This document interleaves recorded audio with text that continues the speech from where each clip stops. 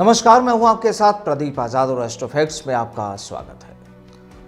दोस्तों, हर इंसान की जो कुंडली तैयार होती है, जब वो जन्म लेता है तो पंडित ज्योतिष उसकी कुंडली तैयार करते हैं। 12 घरों वाली, या जनरल आम भाषा में हम बात करें तो आपकी कुंडली में कुल मिलाकर 12 खाने अलग अलग होते हैं, 12 घर अलग अलग होते हैं।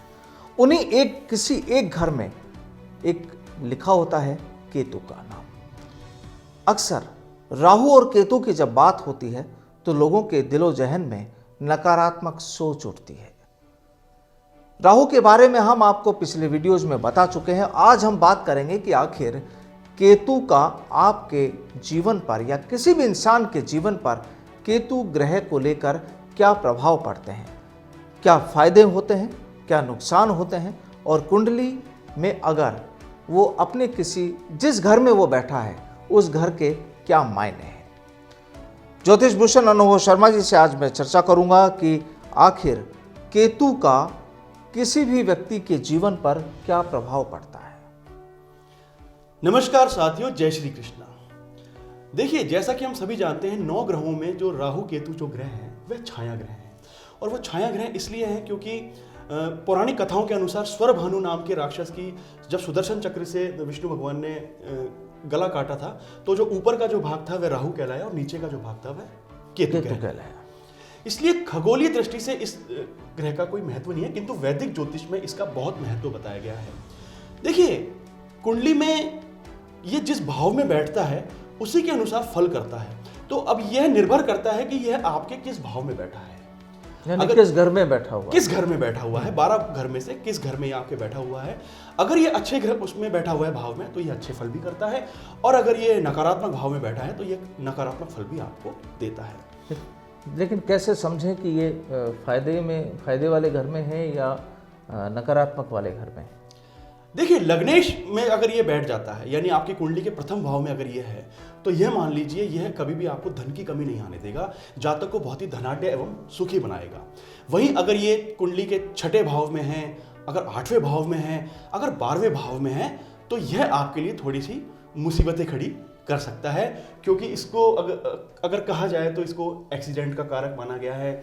और जिसकी कुंडली में अगर केतु कमजोर होता है तो वह ऐसे जातक को विचार क्षमता बहुत ज़्यादा दे देता है, वह जातक विचार बहुत ज़्यादा करता है, उसका शरीर बहुत ज़्यादा दुर्बल रहता है, वह हमेशा एक सोच में डूबा रहता है और एक दरिद्रता उसे घेर लेती है और वह इंसान उससे कभी बाहर आ ही नहीं पाता है। तो मतलब ये कहा जा सकता है कि केतु केवल नुकसान वाला नहीं है, बल्कि आपके जीवन को बदल भी सकता है पॉजिटिविटी के हिसाब से भी। बिल्कुल, अगर पंचमेश का आपका अगर केतु है कुंडली में तो वह आपके लिए बहुत अच्छा है। अगर आपका चतुर्थ भाव में अगर कुंडली में अगर केतु बैठा है तो वह भी आपके लिए बहुत अच्छा है। हाँ, लेकिन अगर 6, 8, 12 में अगर आपके केतु है तो यह आपके लिए थोड़ी सी नकारात्मक बात है। तो जाहिर है कि कुंडली के किस भाव में केतु बैठा है ये जानना भी आपके लिए बेहद जरूरी है, क्योंकि केतु से डरने की जरूरत नहीं है। वो आपको फायदा भी पहुंचाता है, वो आपके जीवन को आगे भी बढ़ाता है। और अगर सवाल ये कि अगर वो किसी नुकसान वाले घर में विराजे हैं तो आखिर उसके उपाय क्या हैं, कि किसी भी व्यक्ति के अगर नुकसान वाली घर में वो है तो क्या वो व्यक्ति करे कि उसकी समस्याओं का समाधान हो जाए। देखिए, अगर कुंडली में कोई केतु अगर आपके दुष्ट भाव में है या फिर केतु अगर आपकी कुंडली में कमजोर है तो आप उससे घबराएं नहीं।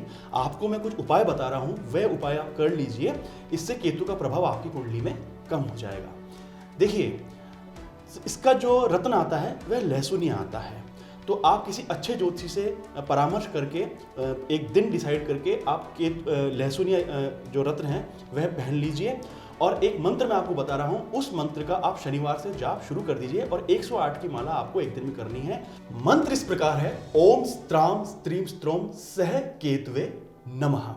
और अगर आप अपनी दिनचर्या में किसी भी काले श्वान को यानी काले कुत्ते को दूध पिलाने का अगर नियम बना लेते हैं तो देखिए, इससे भी केतु का जो प्रभाव है वह बहुत ही कम हो जाता है।